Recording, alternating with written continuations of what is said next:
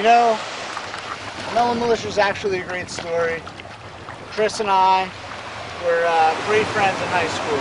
You know, typical stuff. We had grandiose visions. We were going to make an impression on the world, and then life took us where it was going to take us. And you can almost say Chris went west and I went east, and we met full circle. We did a semester in college together. We had a lot of good times, and you know, a lot of things just took us off to where we were going to go. Almost 18 years later, we ran back into each other, and it wasn't by coincidence. You know, I was hanging out with a dear friend of both of ours, Chris Keller, who's a huge supporter in this project, and we said, let's look up pugs. Let's find them and reconnect. So that's what we did. About a month later, we found out Pugs, Chris, was living in Jacksonville, so it was about 4 hours away, and we made plans to get together.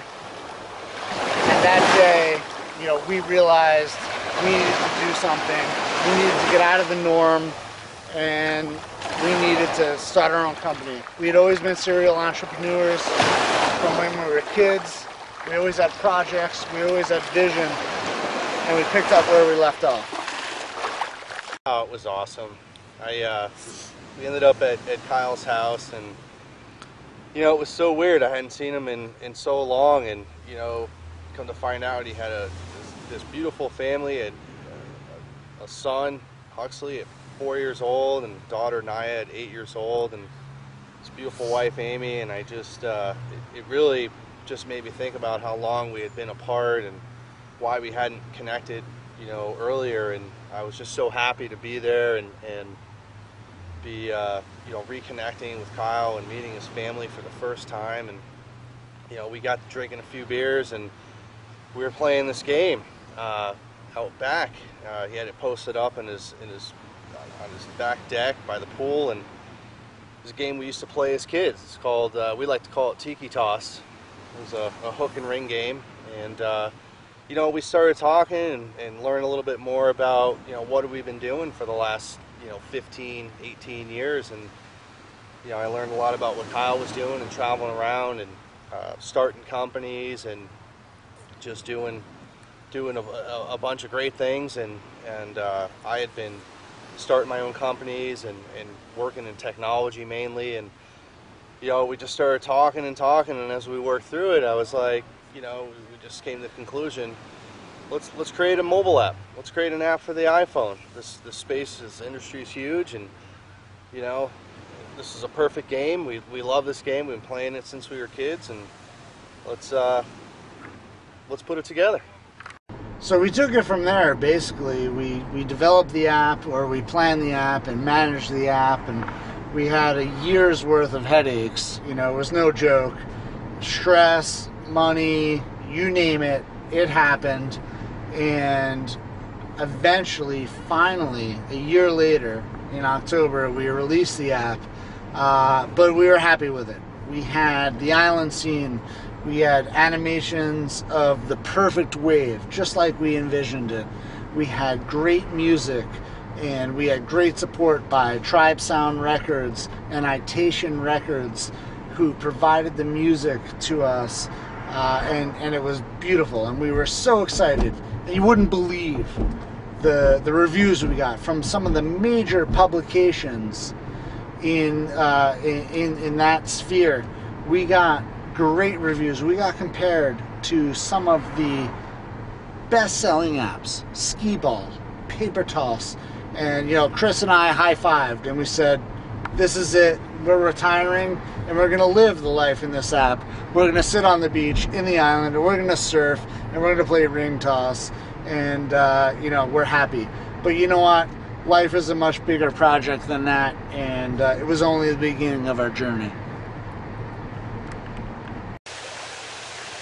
So the next step was to create the physical product. Kyle and I had always wanted to do that, and we linked up with this amazing organization called Surfers Healing. They put on surf camps up and down the east and west coast and in Puerto Rico for children suffering from autism. And they had a booth at the Surf Expo. It's a huge industry trade show, and it was only a month away. We didn't have a product yet, so we went to the drawing board and came up with Tiki Toss, complete with plastic Ziploc baggies with the hardware stapled to it and the business card stapled to that. And we drove up to Orlando, Florida, and had no presence there, had no idea what we were getting into, and got there, spent the first day just scoping everything out and finding scraps of cardboard and paper and posters and anything we can do to make our little booth look alright. And we actually ended up putting something together, and it was crazy. By the end of the first day, we had stickers on the 25 boards we put up there. People wanted to buy them. We ended up landing our first 25 or so accounts, and it was just a great experience. We were able to help out, promote surface healing a little bit, and it was awesome. We were ready to go. On the way back from Surf Expo, Chris and I were pretty excited.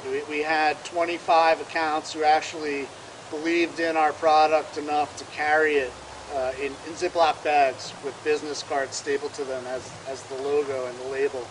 So we were excited about that. Although we didn't have a product, all we had were the original 25 prototypes that we gave away at the expo. So we had to really come back and get some stuff in motion.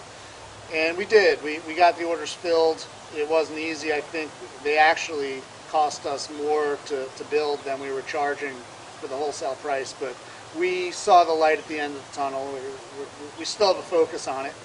And it was great to get involved with that initial crew of people, all of whom are still with us today, about 18 months later. So our other challenge was to come back in September to the next Surf Expo with a real product and a real packaging and the face of a real company. And it wasn't easy. Chris and I were working 50 hours plus a week at our quote day jobs, and we didn't really have any sort of budget to get this project in line. But luckily we had a lot of support. We had a lot of input. We took all of our input from the initial Surf Expo in January, took that into consideration, and by September, with further support of friends and family and some designers who believed in our project and a real effort, we were actually able to come back with a real product, with real packaging. And again, the reception was great. This time, we knew our way around a little better. It wasn't quite as intimidating. There were some familiar faces who were happy to see us back at the expo, and we more than doubled our account base. And we had to move on to the next challenge. Now we headed home, and we had to figure out how to fill this next round of orders and to keep everybody happy. I'm Huxley, and I clean up the boxes, and then my dad takes me to the beach. Go. I'm Naya. I help out my mom and dad with Tiki Toss, and eventually I get to go surfing.